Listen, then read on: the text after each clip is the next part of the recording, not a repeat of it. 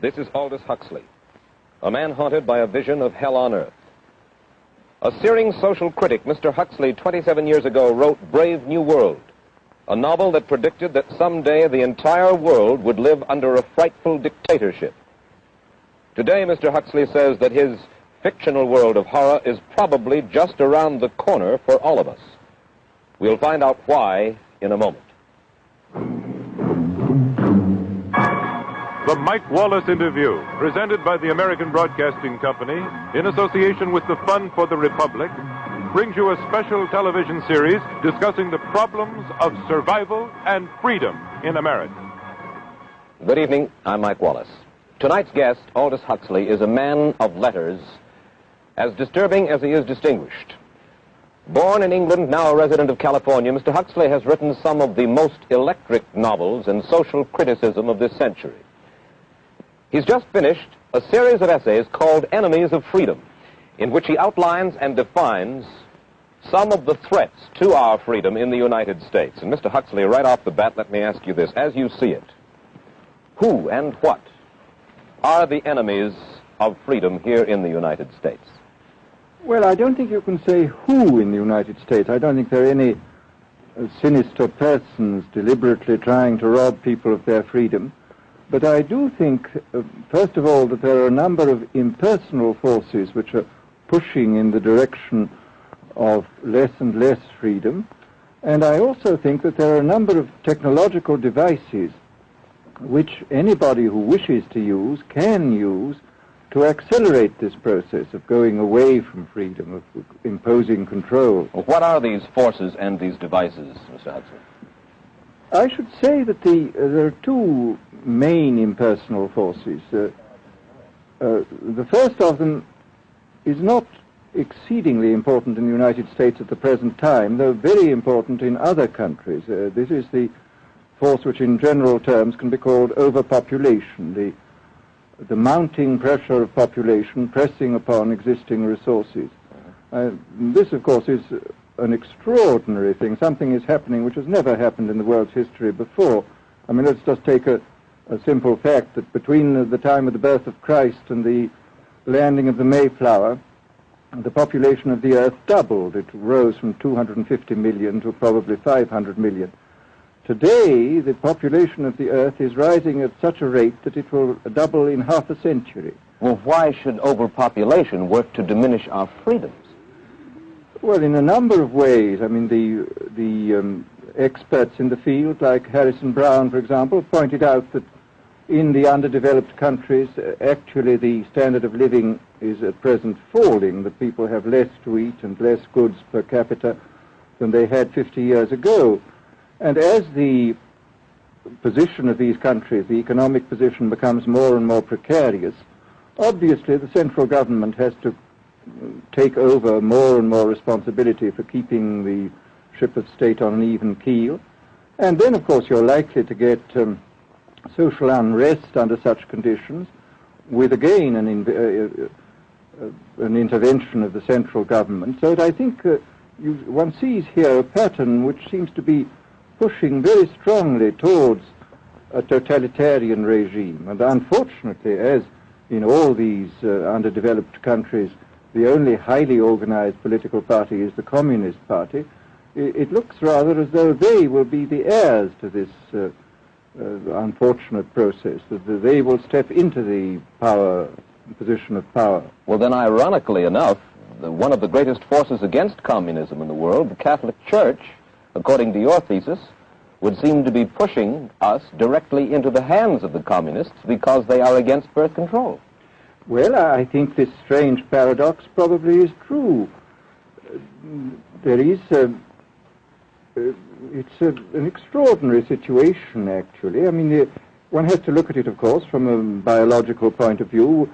The whole essence of biological life on Earth is a question of balance, and what we have done is to practice death control in a most intensive manner without balancing this with the birth control at the other end. Consequently, the birth rates remain as high as they were, and death rates have fallen substantially.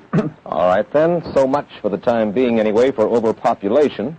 Another force that is diminishing our freedoms.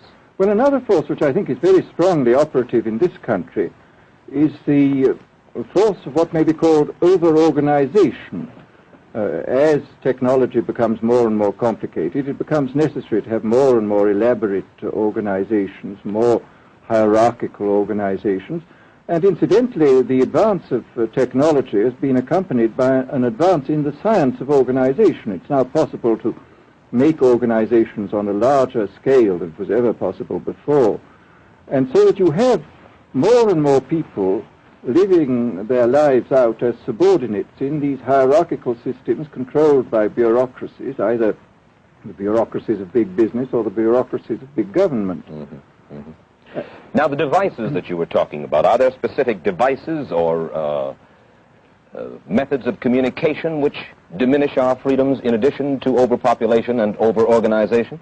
Well, there are certainly devices which can be used in this way.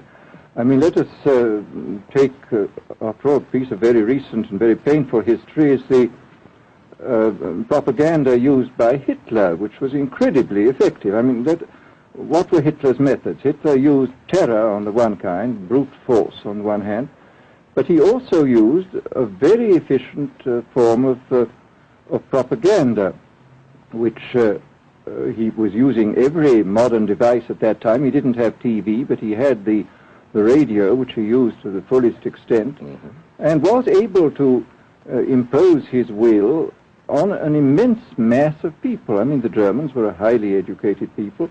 Well, we're aware of all this, but how do you equate Hitler's use of propaganda with the way that propaganda, if you will, is used, let us say, here in the United States? Are you suggesting that there is a parallel? Needless to say, it's not being used in this way now, but the point is, it seems to me, that there are methods at present available, methods superior in some respects to Hitler's method, which could be used in a bad situation. I mean, what I feel very strongly is that we mustn't be caught by surprise by our own advancing technology. This has happened again and again in history. Technology has advanced, and this changes social conditions, and suddenly people have found themselves in a situation which they didn't foresee and doing all sorts of things they didn't really want to do. Well, now, what do you mean? Do you mean that we develop our television, but we don't know how to use it correctly? Is that the point that you're making? Well, at present, the television, I think, is being used quite harmlessly. It's being used, I think, I would feel it's being used too much to distract everybody all the time. But, I mean, imagine, which must be the situation in all communist countries, where the television, where it exists, is always saying the same thing the whole time. It's always driving along. It's not creating a wide front of distraction. It's creating a one-pointed drumming in of a single idea all the time. It's obviously an immensely powerful instrument. So you're talking about the potential misuse of the instrument. Exactly. We have, after all technology is in itself morally neutral. These are just powers which can either be used well or ill. It's the same thing with atomic energy. We can either use it to blow ourselves up, or we can use it as a substitute for the coal and the oil, which are running out. You've even written about the use of drugs in this light. Well, now, this is a very interesting subject. I mean, in this book that you mentioned, this book of mine, Brave New World, I postulated a substance called soma, which was a very versatile drug. It would make people feel happy in small doses. It would make them see visions in medium doses, and it would send them to sleep in large doses. Well, I don't think such a drug exists now, nor do I think it will ever exist, but we do have drugs which will do some of these things, and I think it's quite on the cards that we may have drugs which will profoundly change our mental states without doing us any harm. I mean, this is the pharmacological revolution which has taken place, that we have now powerful mind-changing drugs which, physiologically speaking, are almost costless. I mean, they are not like opium or like cocaine, which do change the state of mind, but leave terrible results physiologically and morally. Mr. Huxley, In your new essays, you state that these various enemies of freedom are pushing us toward a real-life, brave new world, and you say that it's awaiting us just around the corner. First of all, can you detail for us what life in this brave new world which you fear so much, or what life might be like? Well, to start with, I think this kind of the dictatorship of the future, I think will be very unlike the dictatorships which we've been familiar with in the immediate past. I mean, take another book prophesying the future, which was a very remarkable book, George Orwell's 1984. Well, this book was written at the height of the Stalinist regime and just after the Hitler regime. And there he foresaw a dictatorship using entirely the methods of terror, the methods of physical violence. Now, I think what is going to happen in the future is the dictators will find, as the old saying goes, that you can do everything with bayonets except sit on them. That if you want to preserve your power indefinitely, you have to get the consent of the ruled. And this they will do partly by drugs, as I foresaw in Brave New World, partly by these new techniques of propaganda. They will do it by bypassing the sort of rational side of man and appealing to his subconscious and his deeper emotions and his physiology even, and so making him actually love his slavery. I mean, I think this is the danger, that actually people may be in some ways happy under the new regime, but they will be happy in a situation where they oughtn't to be happy. But let me ask you this. You're talking about a world that could take place within the confines of a totalitarian state. Let's become more immediate, more urgent about it. We believe, anyway, that we live in a democracy here in the United States. Do you believe that this brave new world that you talk about could, let's say in the next quarter century, the next century, could come here to our shores? I think it could. I mean, that's why I feel it's so extremely important here and now to start thinking about these problems, not to let ourselves be taken by surprise by the new advances in technology. I mean, for example, in regard to the use of the drugs, we know there's enough evidence now for us to be able, on the basis of this evidence and using a certain amount of creative imagination, to foresee the kind of uses which could be made by people of bad will with these things, and to attempt to forestall this. And in the same way, I think with these other methods of propaganda, we can foresee and we can do a good deal to forestall. I mean, after all, the price of freedom is eternal vigilance. You write in Enemies of Freedom, you write specifically about the United States. You say this, writing about American political campaigns. You say, all that is needed is money and a candidate who can be coached to look sincere. Political principles and plans for specific action have come to lose most of their importance. The personality of the candidate, the way he is projected by the advertising experts, are the things that really matter. Well, this is... during the last campaign, there was a great deal of this kind of statement by the advertising managers of the campaign parties, this idea that the candidates had to be merchandised as though they were soap or toothpaste, and that you had to depend entirely on the personality. I mean, the personality is important, but there are certainly people with an extremely amiable personality, particularly on TV, who might not necessarily be very good in positions of political trust. Well, do you feel that men like Eisenhower, Stevenson, Nixon, with knowledge of forethought, were trying to pull the wool over the eyes of the American public? No, but they were being advised by powerful advertising agencies who were making campaigns of a quite different kind from what had been made before.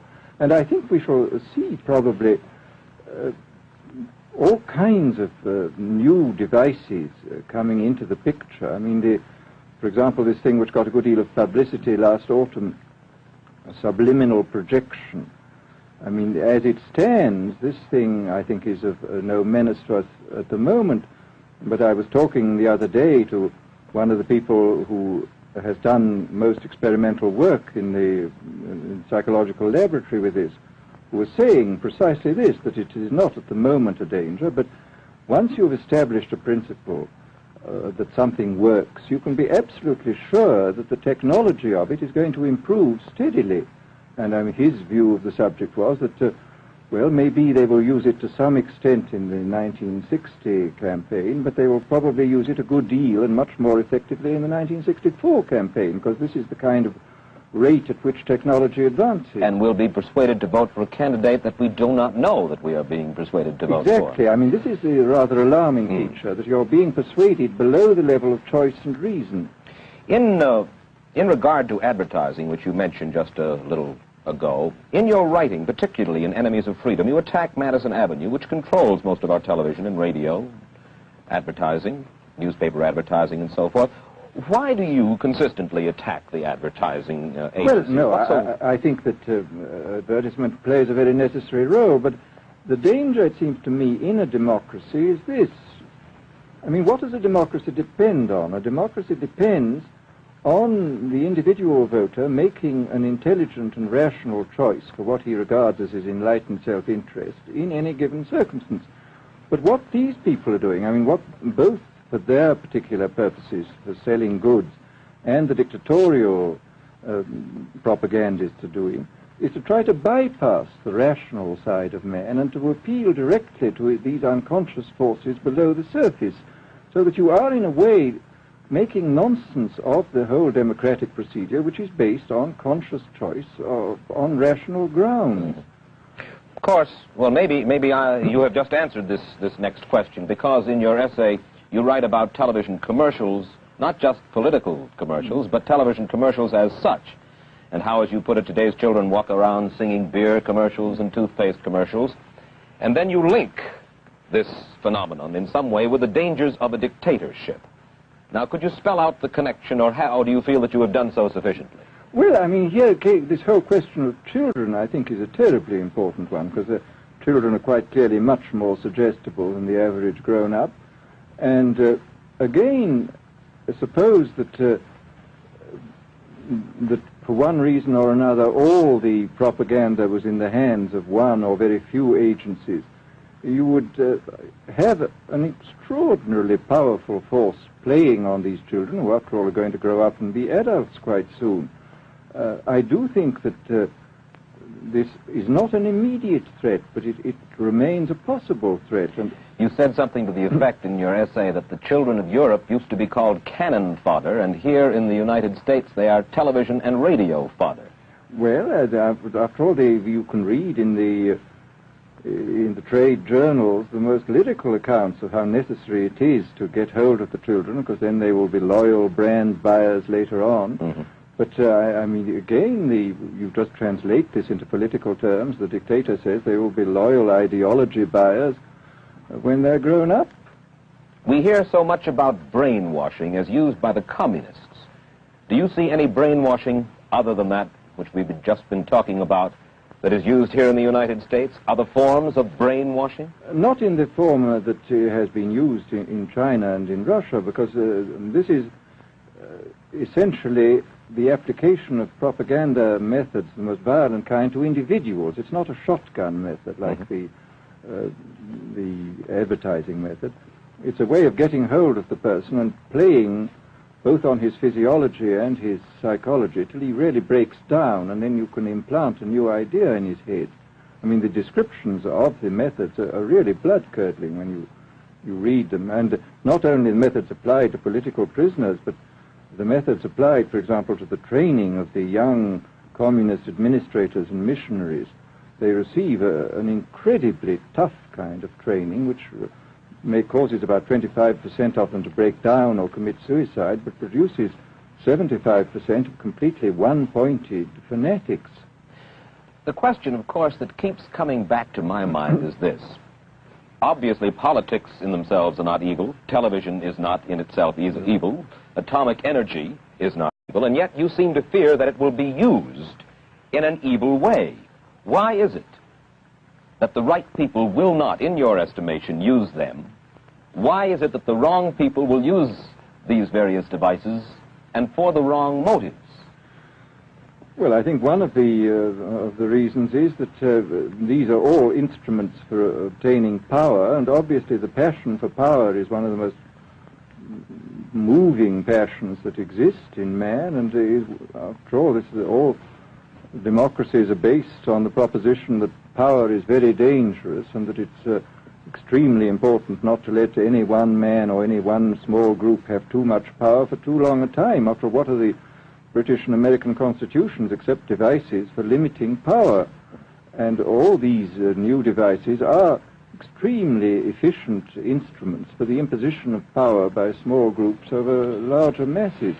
Well, you ask this question yourself in Enemies of Freedom. I'll put your own question back to you. You ask this: in an age of accelerating overpopulation, of accelerating overorganization, and ever more efficient means of mass communication, how can we preserve the integrity and reassert the value of the human individual? You put the question. Now here's your chance to answer it, Mr. Huxley. Well, this is obviously, first of all, it's a question of education. I think it's terribly important to insist on individual values. I mean, there is a tendency, as you probably read a book by White, The Organization Man, a very interesting, valuable book, I think, where he speaks about the new type of group morality, group ethic, which speaks about the group as though the group was somehow more important than the individual. But this seems, as far as I'm concerned, to be in contradiction with what we know about the genetical makeup of human beings, that every human being is unique. And it is, of course, on this genetical basis that the whole idea of the value of freedom is based. And I think it's extremely important for us to stress this in all our educational life. And I would say it's also very important to teach people to be on their guard against the sort of verbal booby traps into which they're always being led, to analyze the kind of things that are said to them. Well, I think there is this whole educational side, and I think there are many more things that one could do to strengthen people and to make them more aware of what was being done. You're a prophet of decentralization. Well, yes, if this is feasible. It's one of the tragedies, it seems to me. I mean, many people have been talking about the importance of decentralization in order to give back to the voter a sense of direct power. I mean, the voter in an enormous electorate feels quite impotent, and his vote seems to count for nothing. This is not true where the electorate is small and where he is dealing with a group which he can manage and understand. And if one can, as Jefferson, after all, suggested, break up the units into smaller and smaller units, and so get a real self-governing democracy. Well, that was all very well in Jefferson's day, but how can we revamp our economic system and decentralize and at the same time meet militarily and economically the tough challenge of a country like Soviet Russia? Well, I think the answer to that is that there are, it seems to me that industrial production is of two kinds. I mean, there are some kinds of industrial production which obviously need the most tremendously high centralization, like the making of automobiles, for example.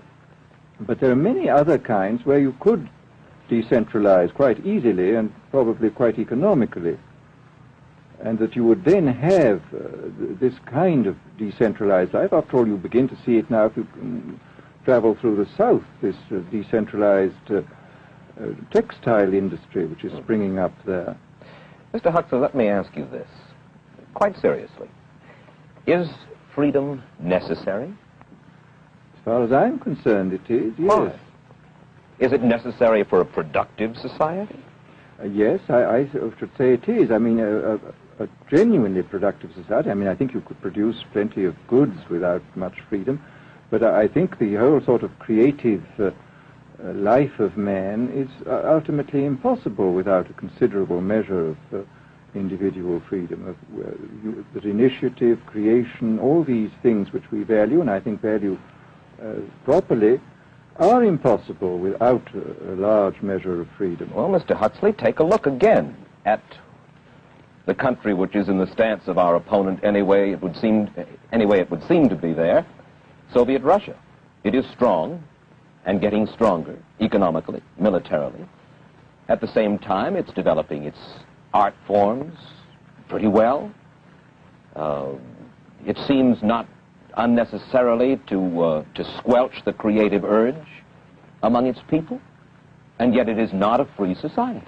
It's not a free society, but here is something very interesting, that those members of the society, like the scientists who are doing the creative work, are given far more freedom than anybody else. I mean, it's a privileged aristocratic society in which, provided that they don't poke their noses into political affairs, these people are given a great deal of prestige, a considerable amount of freedom, and a lot of money. I mean, this is a very interesting fact about the new Soviet regime, and I think what we're going to see is a people on the whole with very little freedom, but with an oligarchy on top enjoying a considerable measure of freedom and a very high standard of living. And the people down below, the epsilons down below, enjoying very little. And you think that that kind of situation can long endure? I think it can certainly endure much longer than a situation in which everybody is kept down. Because, I mean, they can certainly get their technological and scientific results on such a basis. Well, the next time that I talk to you then, perhaps we should investigate further the possibility of the establishment of that kind of a society, where the drones work for the queen bees up above. Well, but yes, but I must say I still believe in democracy. If we can make the best of the creative activities of the people on top, plus those of the people on the bottom, so much the better. Mr. Huxley, I surely thank you for spending this half hour with us, and I wish you Godspeed, sir. Thank you. Aldous Huxley finds himself these days in a peculiar and disturbing position. A quarter of a century after prophesying an authoritarian state in which people were reduced to ciphers, he can point at Soviet Russia and say, "I told you so." The crucial question, as he sees it now, is whether the so-called free world is shortly going to give Mr. Huxley the further dubious satisfaction of saying the same thing about us. Stay tuned for a preview of next week's interview. Till then, Mike Wallace, good night.